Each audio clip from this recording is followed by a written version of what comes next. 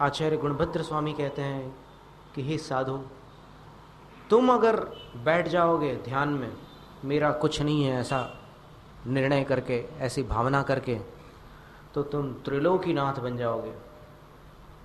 आकिंचन्य से ब्रह्मचर्य और ब्रह्मचर्य से ब्रह्म स्वरूप को प्राप्त कर लोगे।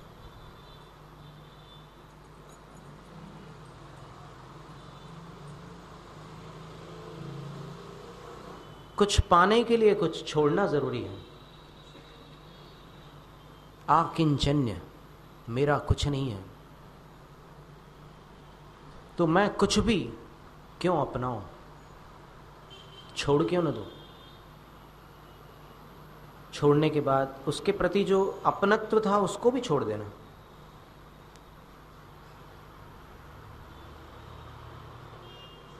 जैसे किसी ने केले का त्याग किया,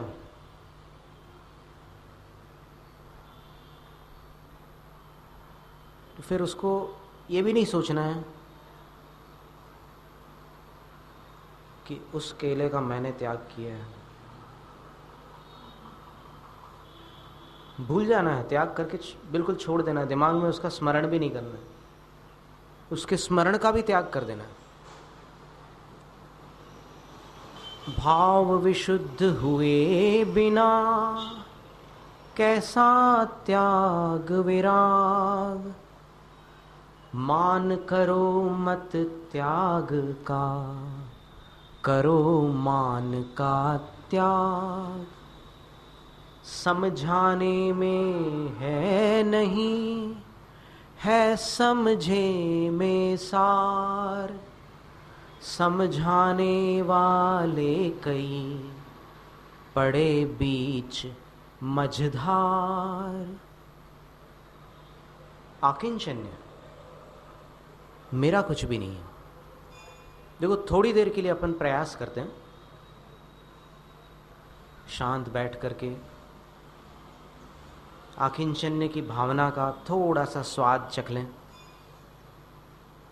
एक दूसरे का स्पर्श न करते हुए बैठें तो अधिक उत्तम होगा।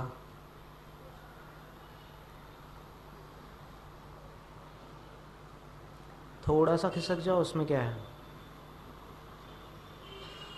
किसी का किसी दूसरे के अंदर प्रवेश तो है नहीं, केवल थोड़ा सा स्पर्श हो सकता है सभा में बैठे होने के कारण। तो बस किंचित दूरी बना लो, दोनों हथेलियों को इसी तरह घुटनों के ऊपर ऊपर की ओर करके अवस्थित कर लो, कमर, पीठ और गर्दन को सीधी कर लो। इसके बाद आंखों को बिल्कुल धीमे से बंद करना, पट से बंद नहीं करना।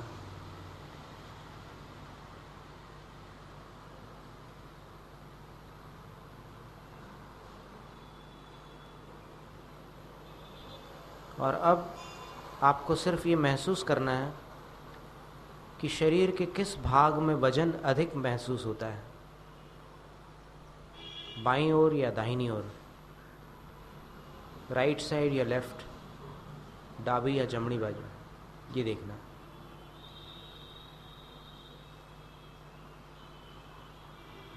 यदि शरीर पूरा संतुलित प्रतीत हो तो बड़ी अच्छी बात है, लेकिन यदि एक ओर अधिक भार प्रतीत हो तो या तो आसन को बदलकर उसको संतुलित कर लें, या सिर्फ अपने विचारों से, मन में अपार शक्ति है, उस वजन को इस ओर बुला लीजिए जिस ओर वजन कम है, और फिर महसूस कीजिए दोनों तरफ समान हो गया, संतुलन हो गया।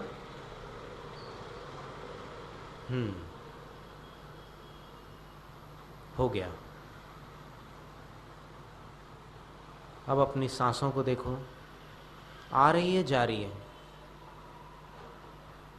उसकी गति को बदलना नहीं है।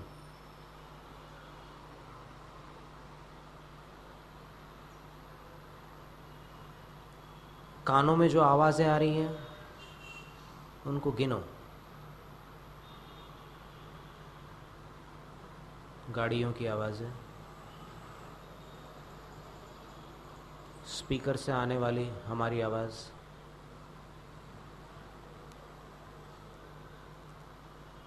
कहीं दूर से झाड़ू की आवाज़,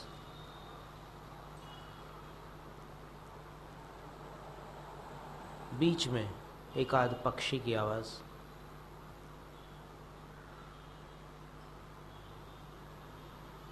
गाड़ियों की इंजन वाली आवाज़ अलग और हॉर्न वाली आवाज़ अलग।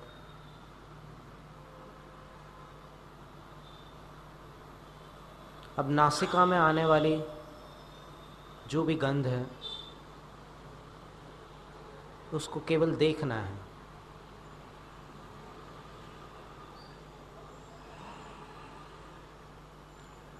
आँखों में कैसे रंग दिखाई देते हैं, बंद आँखें हैं, उनको भी मात्र जानना है। देखो बीच में मन थोड़ी सी बेईमानी करेगा, कमर पीठ गर्दन को टेढ़ा कर देगा, आपको पता भी नहीं चलेगा। इसलिए आप सतर्क होकर वापस सीधे हो जाओ।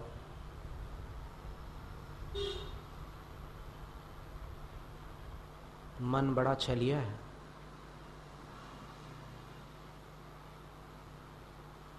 मुख के अंदर देखिए जिह्वा कैसी है, दांतों को छू रही है या उनसे दूर है। थोड़ी दूर कर लो।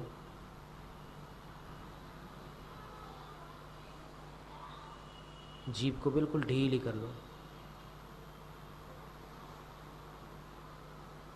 शरीर पर जो वायु का स्पर्श हो रहा है उसमें गर्माहट है अथवा वो वायु मध्यम स्पर्श वाली है या कुछ ठंडक लिए हुए है, सिर्फ देखना है।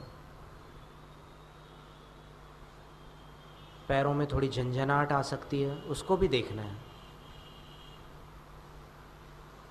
भागना नहीं है किसी भी घटना से, सिर्फ दर्शक बनकर आगे बढ़ना है।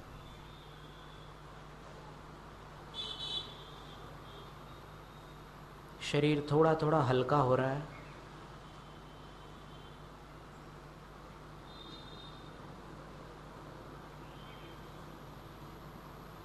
सिर के ऊपर जो केश है वहाँ की त्वचा, उसमें कोई खिंचाव नहीं है। ललाट के ऊपर जो भी रेखाएं थी, अब पूरे ललाट को शिथिल कर दो, ढीला कर दो। वो रेखाएं भी जैसे वस्त्र पर इस्त्री फेर देते हैं वैसे ही गायब हो गई है। ललाट बिल्कुल सपाट, तनाव शून्य हो गया है। भ्रुकुटियों में, बाहों में जो भी खिंचाव है उसको भी ढीला छोड़ देना है। आँखों को बिल्कुल ढीला छोड़ दो। ऐसा आपको प्रतीत हो जैसे आँखें तैर रही है। गाल, कान, जबड़े, होठ, जीभ, इन सब को ढीला छोड़ते जाना है। गले को, गर्दन को भी कोई खिंचाव न रहे, रीढ़ सीधी रहे, बस गर्दन ढीली हो।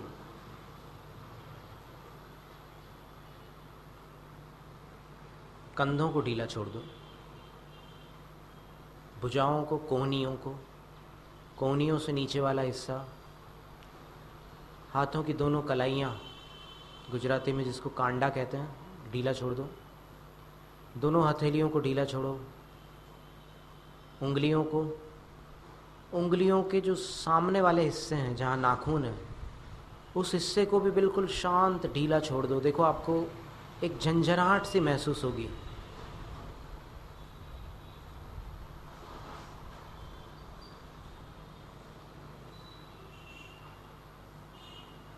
छाती को, नाभि के ऊपर वाले पेट के भाग को, नीचे वाले भाग को बिल्कुल ढीला छोड़ दो। पीठ के ऊपर वाले भाग, पीठ के मध्यम भाग को और नीचे वाले भाग को ढीला छोड़ दो। पूरी कमर को, नितंब को,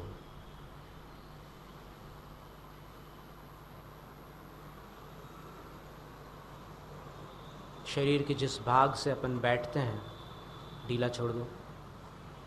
दोनों जांघों को, घुटनों को, घुटनों से नीचे पिंडलियों को, पिंडलियों से नीचे टखनों को, एड़ियों को, पंजों को, पैरों के अंगूठों को और उंगलियों को बिल्कुल ढीला छोड़ दो।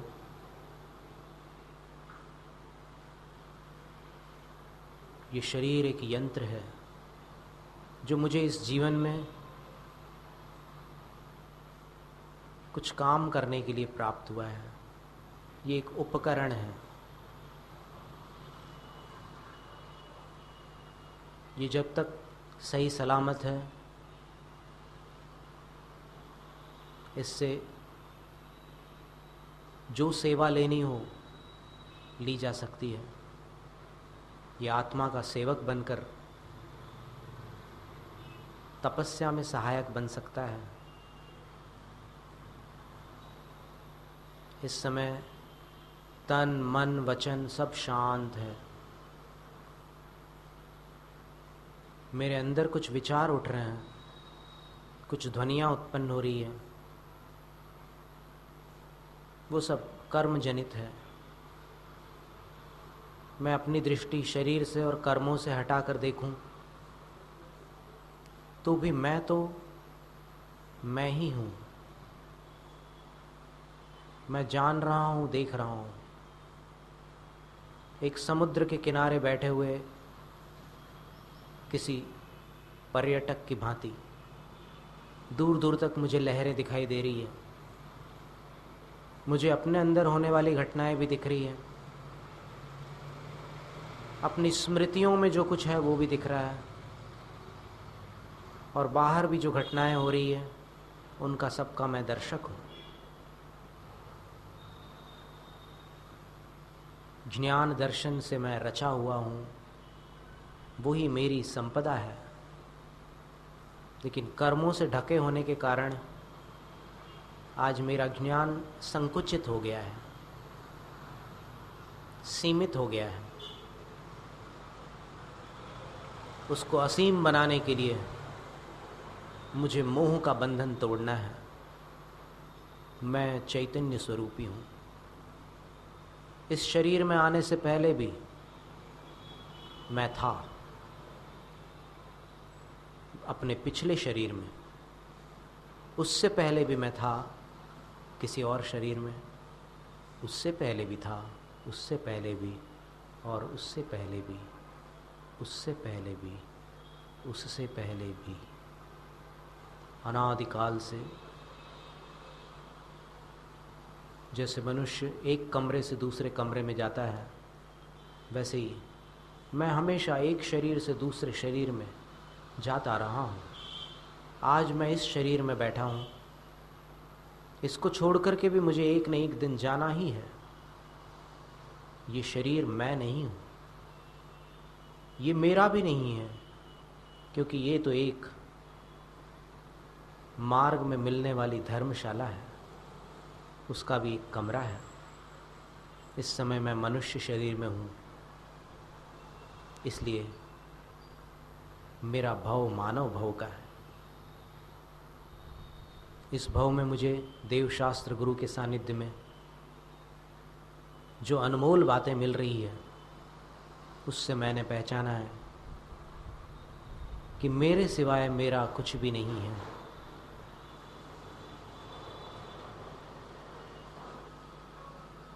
दुनिया में उसने बड़ी बात कर ली, खुद अपने से जिसने मुलाकात कर ली।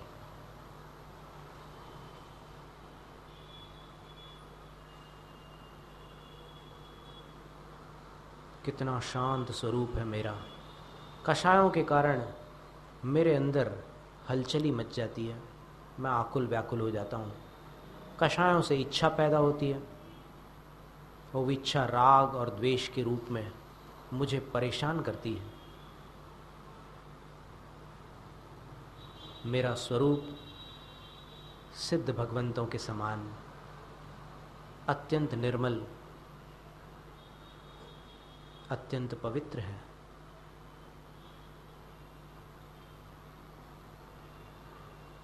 मेरा कुछ भी नहीं है। सारे सगे संबंधी इस शरीर के रिश्तेदार हैं। इसीलिए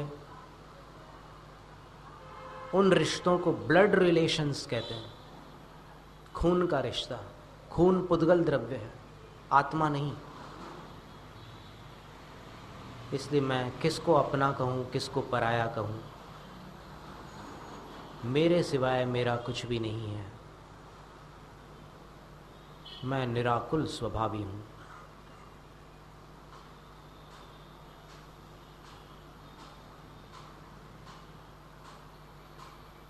मैं उन परमेष्ठियों का बहुमान करता हूं जिन्होंने मुझे सच्चा मार्ग बतलाया।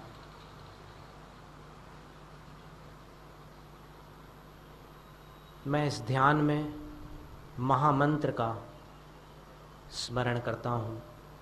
नमो अरिहंताणम, नमो सिद्धाणम, नमो आयरियाणम, नमो उबज्जायाणम, नमो लोए सब्बसाहूणम। मैं उन सब तीर्थ क्षेत्रों का, सिद्ध क्षेत्रों का, अतिशय क्षेत्रों का स्मरण करते हुए उन्हें भक्तिपूर्वक प्रणाम करता हूँ। मैं सबको क्षमा करता हूँ। मैं सब प्रकार के अभिमान को छोड़ता हूँ। मैं छल कपट से रहित होता हूँ। मैं लोभ लालच से अपने आप को मुक्त करता हूँ। मेरा कुछ भी नहीं है।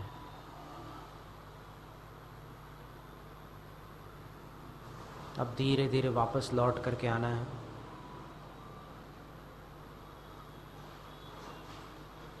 इस समय कतारगाम में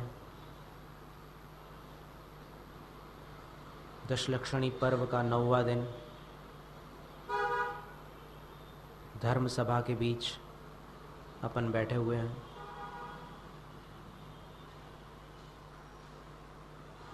अब शरीर को देखो। इस शरीर के अंदर इस समय मेरी आत्मा है। हाथ पैर आदि सारे अवयव अब मेरे ज्ञान में आ रहे हैं। धीरे से अपनी आँखों को दोनों हथेलियों से बिना स्पर्श किए ढांक लेना है।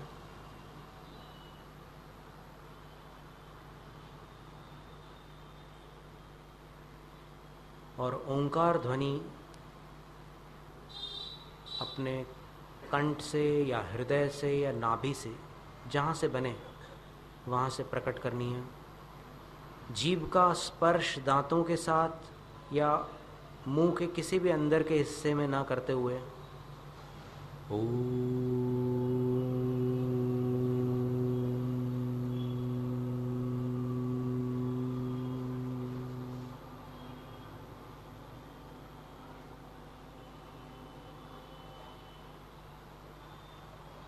धीमे से आंखों को खोलना है। हथेलियों को दूर हटा लेना है।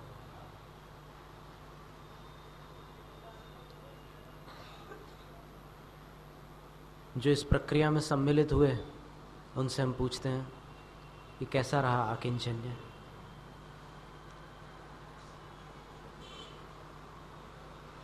देखो, बाहर से डिस्कनेक्ट होने के बाद ही अंदर कनेक्शन बनता है।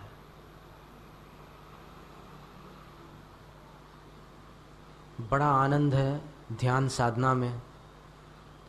जिस साधक की ध्यान में रुचि होती है, जिसको सामायिक में रस आता है, उस साधक की साधना का आनंद निराला होता है। बाकी क्रियाएं तो गृहस्थ भी कर लेते हैं और सभी लोग कर लेते हैं, लेकिन ध्यान का आनंद जीवन में आवश्यक है। और एक रिसर्चर हुए हैं स्टुआर्ट सवाट्स्की, उन्होंने 23 साल तक ब्रह्मचर्य पर रिसर्च किया, शोध कार्य किया, और उसके बाद उन्होंने निष्कर्ष निकाला कि हर इंसान को अपने जीवन में कम से कम 3 महीने तक ब्रह्मचर्य का अनुभव अवश्य करना चाहिए।